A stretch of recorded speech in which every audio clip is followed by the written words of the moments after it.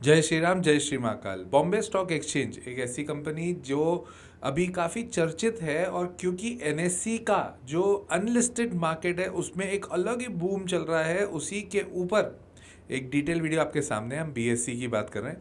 क्योंकि quarterly results आए हैं और क्वार्टरली रिजल्ट्स के बाद में किस तरह से शेयर ने परफॉर्म किया है और क्यों किया है, कैसे आगे और हम फ्यूचर देख पाएंगे, क्या एनएससी का जो आईपीओ लॉन्च होगा क्या उसके ऊपर भी इसका इम्पैक्ट पड़ेगा या नहीं, इसके ऊपर पूरा डिटेल वीडियो आपके सामने है। पढ़िए, कोई बाइंग सेलिंग रिकमेंडेशन नहीं है। इसको बाइंग सेलिंग के हिसाब से मत देखिए, इसको एजुकेशन पर्पस के हिसाब से देखिए। हाँ, आप ये ज़रूर समझ सकते हैं कि किस तरह से एनालिसिस हमें करना चाहिए और किस तरह से हम कंपनी के ऊपर अपना विजन बना के रखें। तो जैसे कि हम किसी भी तरह की वीडियोज़ जब बनाते हैं तो उसको कुछ चैप्टर्स में कवर करते हैं। रीज़न उसका बहुत सिंपल है, क्योंकि चैप्टर्स में कवर करते हैं तो आपकी अंडरस्टैंडिंग के लिए वो काफ़ी बेहतर रहता है। तो इसको भी मैंने 3 चैप्टर्स में कवर किया है, जिसमें सबसे पहले हम लोग बात करेंगे कंपनी के परफॉर्मेंस के बारे में, मतलब फाइनेंशियल परफॉर्मेंस के बारे में। Second, we will be talking about the business of the company. And third, technicals के साथ में मैं ये भी बताऊंगा कि एनएससी का कितना प्रकोप है। So let us begin with the first chapter, that is quarterly results and performance. अगर मैं बीएससी की बात करूं, और आप लोगों ने सबने देखा ही होगा, इनफैक्ट बहुत लोगों ने इन्वेस्ट भी किया होगा इस कंपनी में, जहां पर आपको समझ में आया होगा पिछले साल बहुत सारे आईपीओज आए। और आईपीओ जब आते हैं तो पूरी लिस्टिंग का पूरा जिम्मा जो रहता है वो रहता है बीएससी का और एनएससी का। एनएससी लिस्टेड तो है नहीं, बट बीएससी है। तो जितना ग्रोथ होगा कंपनी के बिजनेस का, तो ऑटोमेटिकली उतना हमारे स्टॉक के परफॉर्मेंस का भी बेनिफिट होगा ही होगा। अगर मैं इसके रिजल्ट्स को बात करूं, पहले मैं क्वार्टरली रिजल्ट्स के ऊपर बात कर रहा हूं। मार्च 25 क्वार्टर को मार्च 24 क्वार्टर से मैं पहले कंपेयर करता हूं। जो रेवेन्यू इस बार मार्च 25 क्वार्टर में 916.97 करोड़ का था, वही रेवेन्यू अगर मैं मार्च 2024 क्वार्टर से कंपेयर करने जाऊं तो तब था 539.11 करोड़। मतलब साल भर के 3 मंथ के जो क्वार्टर होते हैं, साल भर का पहले का परफॉर्मेंस देखो तो वहां से मोटा माटी 80% रेवेन्यू बढ़ा है। That's good. Operating margin 150.85 crore से बढ़कर 554.54 करोड़ हुआ है। मतलब यहाँ पर अच्छा खासा ग्रोथ हुआ है। अब इसमें दो पार्ट्स हैं। 150.85 से 554, मतलब मोटा माटी 3.5 गुना यहाँ से अपना रेवेन्यू बढ़ा है, ऑपरेटिंग मार्जिन बढ़ा है। पहले जहाँ ये 100 रुपये का रेवेन्यू करते थे वहाँ पर 28 रुपीज़ इनके हाथ में बचते थे। अब इनके अगर 100 रुपये का रेवेन्यू है तो 60 रुपीज़ का रेवेन्यू हाथ में बचता है, 60 रुपीज़ का प्रॉफिट हाथ में बचता है। ऑपरेटिंग मार्जिन के प्रॉफिट जो वो परसेंटेज होता है ना, वो देखना इतना इंपॉर्टेंट है ना किसी भी बिजनेस को एनालाइज करने में, जहां पर आपको विजन समझ में आता है कि कंपनी आगे किस तरह से अपना काम करने वाली है। प्रॉफिट बिफोर टैक्स 153 करोड़ का था, जो बढ़कर 659 करोड़ हो गया है। और तो और प्रॉफिट आफ्टर टैक्स 107 करोड़ से बढ़कर 494 करोड़।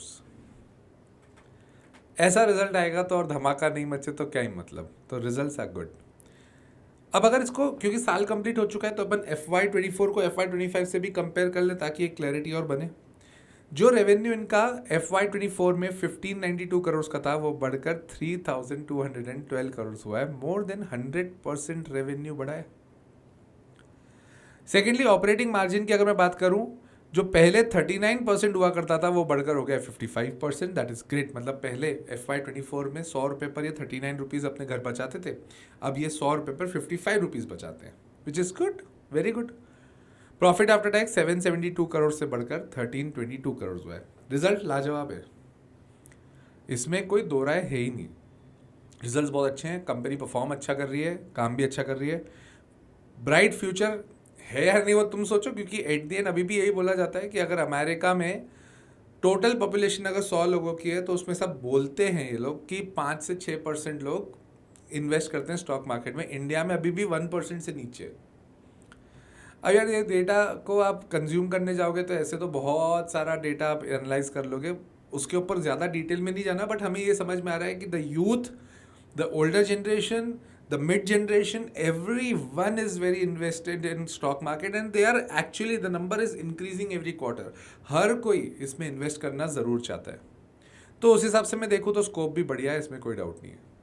रही बात इनके प्राइस अर्निंग रेशियो की, दैट इज़ 92.7 है, गुड इनफ। अब इसको कंपेयर किससे करें? आप अगर स्क्रीनर पे जाते हैं तो इसको आप कंपेयर करेंगे MCX से, CDSL से। कैसे करोगे यार? MCX कमोडिटी एक्सचेंज है। आपको इसका डायरेक्ट कॉम्पिटिटर देखना पड़ेगा, वो है NSE। अब NSE का अगर आप कंपटीशन देखोगे तो NSE के प्राइस अर्निंग रेशियो अभी चल रहे हैं अनलिस्टेड मार्केट में। अनलिस्टेड मार्केट से लिस्टेड मार्केट को कंपेयर करने जाओगे, लोग कर देते हैं but doesn't make sense. Reason आपको बहुत सिंपल सी बात, मेरे को कल अगर BSE का स्टॉक खरीदना है तो BSE का स्टॉक खरीदना है तो मेरे को कुछ भी नहीं करना है, अपने ब्रोकर ऐप पे जाना है, वहाँ पे BSE का स्टॉक खरीद लेना है। बट यही चीज़ अगर मैं NSE का लेने जाऊँ तो जब तक NSE का मेरे को कोई सेलर नहीं मिले या फिर कहीं से डील नहीं आती, मैं नहीं खरीद सकता। I am not that much free to buy NSE as of now. कैसे कंपेयर करोगे प्राइस अर्निंग रेशियो? ठीक है, तो बट अभी भी देखा जाए तो कंपनी परफॉर्म अच्छा कर रही है, इसलिए उसका प्राइस, बट अभी पिछले साल भर में प्राइस बहुत तेजी से बढ़ा है, धमाकेदार रिटर्न्स दिए हैं एवल रादर से। ठीक है, डेट फ्री है कंपनी, मेरे को ये बहुत अच्छा पॉइंट लगता है। इनफैक्ट ऐसी कंपनी डेट ले भी क्यों लेगी डेट, क्या जरूरत है इनको डेट लेने की? तो डेट फ्री है, पॉजिटिव पॉइंट है, बट एज सच देखा जाए तो इनको लेना बनता भी नहीं था। रही बात, अभी इन्होंने एक सब्सिडरी बनाई है अपनी, मतलब जो सब्सिडरी में काम कर रहे हैं, that is BSE EBIX insurance. तो ये इंश्योरेंस में भी अपना काम करना चाहते हैं, अच्छी बात है। टोटल मिला के 81 नई कंपनियां इन्होंने लिस्ट करी हैं। तो जितनी ज़्यादा कंपनियां उतने ज़्यादा शेयर होल्डर्स, उतने ज़्यादा शेयर होल्डर्स उतनी ज़्यादा ट्रेडिंग, उतनी ज़्यादा ट्रेडिंग तो उतना ज़्यादा रेवेन्यू इनका आएगा। तो इसके बाद हमें समझना पड़ेगा कि कंपनी का एग्जैक्टली बिजनेस क्या है, ये रेवेन्यू जनरेट कैसे होता है, जो इतना बड़े बड़े रेवेन्यू है, 100% से ग्रोथ होगी, ये एग्जैक्टली बनता कैसे। So let's come to the next chapter, that is business. पहले तो ये समझ लेते हैं कि कंपनी एग्जैक्टली कर क्या रही है। ट्रेडिंग एंड क्लियरिंग के जो पूरा का पूरा मैकेनिज्म है, पूरा का पूरा प्रोसेस है, ये कंपनी करती है। कॉर्पोरेट सर्विसेज भी देती है। इसके अलावा IPO लाना, बुक बिल्डिंग कराना। बुक बिल्डिंग का मतलब ये होता है कि जैसे अभी अगर सपोज NSE का IPO आता है, तो सपोज NSE का IPO आता है 4,000 रुपये पर शेयर पे, तो ये कौन डिसाइड करता है? ये NSE थोड़ी करेगा। NSE तो अब शेयर हो गया ना, NSE शेयर हो गया, अब इसको डिसाइड करने वाले कौन? जो मार्केट के दिग्गज लोग हैं, जिसके सामने प्रेजेंट किया जाएगा कि भाई साहब NSE का हम शेयर लेके आ रहे हैं, ये उसकी क्या है, बैलेंस शीट है, हम ये प्रॉस्पेक्ट है, हम ये पैसा चाहते हैं, हम इसको पैसे को यहाँ तक ले जाना चाहते हैं, आप बताइए कि आप किस भाव पे इसको खरीदेंगे। अब ये आप कौन हुए? ये हो जाता है HDFC म्यूचुअल फंड, पहले राकेश झुनझुनवाला जी जो अब नहीं रहे हमारे बीच, बट वो भी उसमें एक बहुत की रोल प्ले करते थे। जो बड़े बड़े फंड मैनेजर्स हैं, जो बड़ी बड़ी फंड वाली कंपनीज हैं, वो लोग के सामने प्रेजेंट किया जाता है और वो बताती है नहीं नहीं नहीं 4,000 नहीं होना चाहिए, 5,000, 5,000 नहीं, 2,000, 2,000 नहीं, 2,500। तो इन सब का एवरेज करने के बाद में एक प्राइसिंग सेट होती है, उसको बोलते हैं बिल्डिंग प्रोसेस। ये मैंने बहुत बहुत नॉर्मल लैंग्वेज में आपको समझाया ताकि आपको सिर्फ फंडामेंटल समझ में आए। टेक्निकल पे जाऊंगा तो बहुत लंबा खिंच जाएगा वो चीज़, बट एकदम बेसिक समझ में आना चाहिए। तो ये सब काम करती है। अब देखो, इसका स्कोप नहीं है क्या? कोई ट्रेडिंग करना छोड़ रहा है क्या? कोई इन्वेस्ट करना छोड़ रहा है क्या? कोई नया अकाउंट करना छोड़ रहा है क्या? IPOs इस साल धमाकेदार आने वाले हैं। आधा साल तो निकल गया, अब आधा साल बचा है, देखें क्या क्या निकलता है इस बार। तो ये सब चीज़ें होंगी, दैट इज़ गुड। 1875 में ये स्टॉक एक्सचेंज बना था, एशिया का फर्स्ट स्टॉक एक्सचेंज था। 1986 में इन्होंने सेंसेक्स को जन्म दिया, इंडेक्स है ना सेंसेक्स, उसको जन्म दिया, और इंडिया का फर्स्ट लिस्टेड स्टॉक एक्सचेंज है जो 2017 में लिस्ट हुआ था। इफेक्टिवली देखा जाए तो बिजनेस वाइज तो मुझे सही लगता है। Blue ocean business market share इन्होंने चालू किया है, जिसमें ये जहां पर कंपटीशन थोड़ी कम होती है ना, उन वाली कंपनीज को उसमें लिस्ट करते हैं। SME की बात कर लो, स्मॉल एंड मीडियम एंटरप्राइजेस के जो IPO नहीं आते हैं, वो वहाँ उसके लिए किया है। थोड़ा म्यूचुअल फंड का भी उसमें काम करते हैं। BSE के बॉन्ड्स होते हैं, उसकी भी ट्रेडिंग वहाँ होती है। तो बढ़िया है, कोई दिक्कत नहीं है। नए नए इंडेक्सेस लेके आ रही है जहाँ पर ट्रेडिंग भी काफ़ी हद तक बढ़ती जा रही है। वो तो अभी सेबी ने थोड़ी बहुत है ना, उनके मतलब होता है ना, पकड़ बना के रख ली है कि बहुत ओवर ट्रेडिंग के चक्कर में, फ्यूचर्स एंड ऑप्शंस के चक्कर में बहुत सारे शेयर होल्डर्स का नुकसान हुआ है। उनके हिसाब से तो इफेक्टिवली मार्केट में 90% से ज़्यादा लोग नुकसान ही करते हैं फ्यूचर्स एंड ऑप्शंस में, जिससे काफ़ी बड़ा रेवेन्यू स्टॉक एक्सचेंज को आता है, ये ध्यान रखिएगा। तो वो एक हिट तो है। नए नए म्यूचुअल फंड्स भी ला रहे हैं, अच्छी बात है। मतलब कंपनी इज ग्रो कर भी रही है। ग्रोइंग क्या बोलूँगा, इतनी पुरानी कंपनी है तो काम तो अच्छा कर ही रही है, और स्कोप भी मेरे को अब बढ़ता हुआ दिख रहा है। किसी को अगर रियल एस्टेट में पैसा डालना है, अपने पैसे इन्वेस्ट करने हैं, तो अब यार 1-1.5 करोड़ से नीचे तो कुछ मिलता नहीं। अब 1-1.5 करोड़ रुपए सबके पास तो होते नहीं, तो आदमी क्या करेगा? स्टॉक एक्सचेंज ही बढ़िया ऑप्शन रहता है, इसीलिए। तो ये था बिजनेस के बारे में। स्कोप वाइज कंपनी अच्छा दिख रही है। Let's come to the third chapter, that is technicals and NSE का इम्पैक्ट। पिछले एक महीने में NSE का जो अनलिस्टेड स्टॉक एक्सचेंज में भाव चल रहा था ना, वो 1,600 से बढ़कर 2,500 हो गया है। ठीक है, एनएससी का वैल्यूएशन बढ़ते जा रहा है, so will it impact BSE's pricing also? Yes. देखो, कोई बोलता है सर एनएससी के अनलिस्टेड मार्केट में हम प्री आईपीओ में पैसे डाल देते, डाल दो, आपको समझ में आना चाहिए। रिस्क ये है कि आपको लिस्टिंग के बाद भी कुछ अच्छे समय तक आपको होल्ड करके रखना पड़ेगा। विजन रखो 4-5 साल तो समझ में आता है कि तुमने सही भाव पे चीज़ें उठाई है, बट विजन आप ऐसा रखोगे कि नहीं मैं तो लिस्टिंग में बेच दूंगा, तो वो हो नहीं पाएगा। क्योंकि रूल ही है, अनलिस्टेड मार्केट में अगर आपने शेयर खरीद लिया तो वहाँ पे दिक्कत आएगी, ये ध्यान रखिएगा। उसको लंबे समय तक आपको होल्ड करना पड़ेगा, आप उसको बेच नहीं सकते।